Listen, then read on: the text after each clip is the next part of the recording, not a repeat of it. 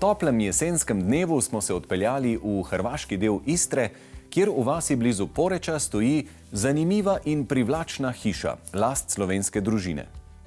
Namenjena je preživljanju prostega časa in aktivnemu počitku v vseh letnih časih. No, nam so se oči spočile prav kamorkoli smo se obrnili. Vsake toliko vam enostavno moramo pokazati, kaj ob čemer se nam vsem skupaj sline cedijo.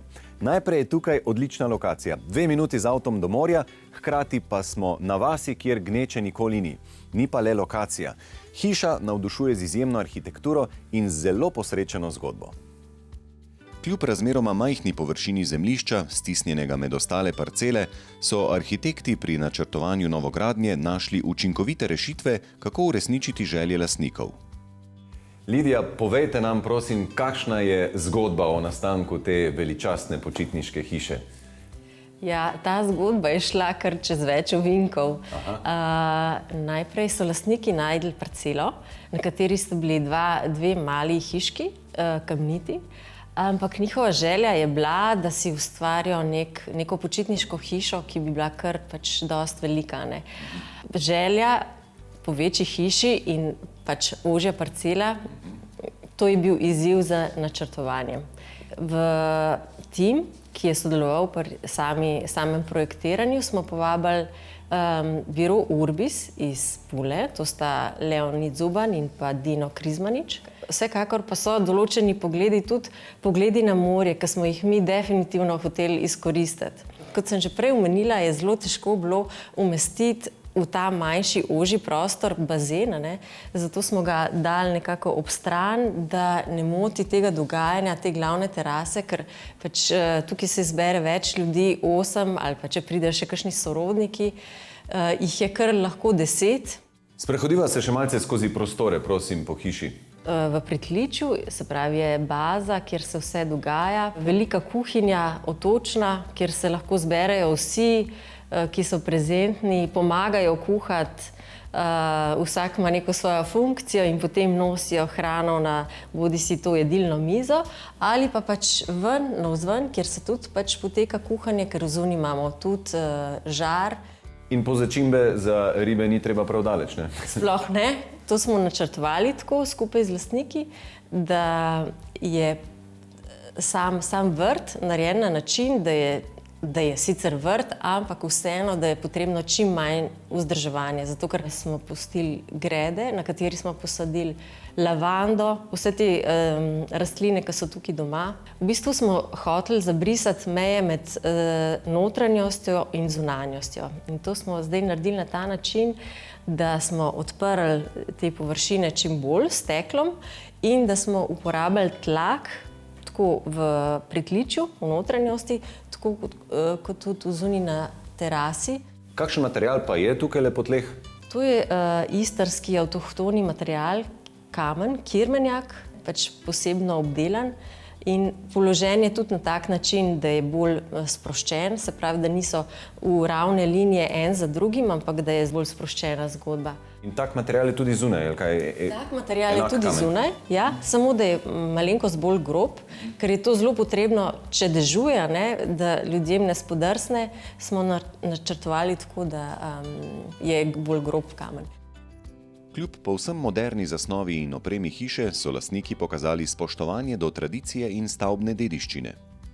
Eno čisto posebno zgodbo ima pa tale ljubka majhna hišica, starinska, ki je pravo nasprotje te sodobne, moderne. Ta hiška je bila nekdaj pekarna. Tukaj so domačini pekli v njej kruha, in zadaj se vidi, ki je to kurišče in vsak, ki je želel, je prišel in si je spekel kruh. In nam se je zdela ta zgodba fenomenalna in definitivno smo hoteli to ohraniti. Hiša je zasnovana za 8 ljudi, zato je tako velika, tudi prostor tako odprt in velik. Tam v nadaljevanju je malo umaknjena dnevna soba, v katero se lahko zatečeš, če ti je dovolj nekega druženja, bereš knjigo. Na samem vhodu je toaleta in pa savna. In zdaj, če se sprehodimo po stopnicah navzgor, pridemo v prostore, ki so spalni.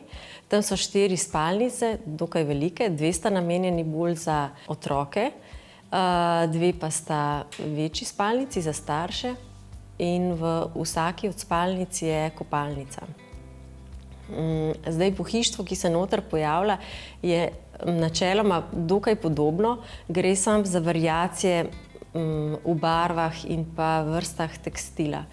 Se pravi, te postelje, ki smo jih zasnovali, so povsod enake, razen da so recimo barva v otroških sobah je rumena in pa bela, v tistih za odrasle je modra in pa siva. Vsekakor pa to spada v Mediteran. Če pa gremo še eno nadstropje više, pa potem pridemo na teraso, ki je v bistvu nastala naknadno, ko smo videli, kakšni lepi pogledi se odkrivajo iz te terase na vrhu hiše.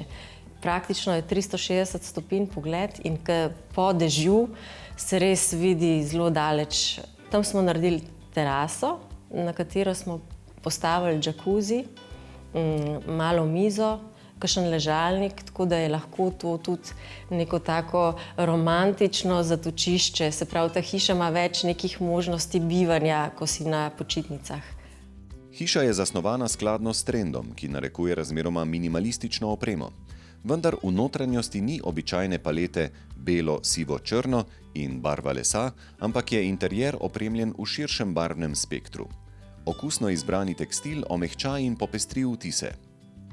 Materiali, ki prevladujejo v hiši, smo rekli, da so les, kamen, steklo in da vseeno ne bi delovali tako strogo. Smo uporabljali kar dosti tekstila. Tekstil vemo, da ima dve vlogi, bodisi tudi blaži zvok in pa seveda ima namen, da zastira pač poglede. Pa uporabljali smo tekstil tudi v nadstropjih, s tem, da smo pač naredili tapecirane postelje, ki so kontrast temu zidanemu, mehko, toplo, to smo iskali. In kadar toplina in mehkoba nista dovolj, se lahko domači in gostje potopijo v modrino, ki valovi v daljavi.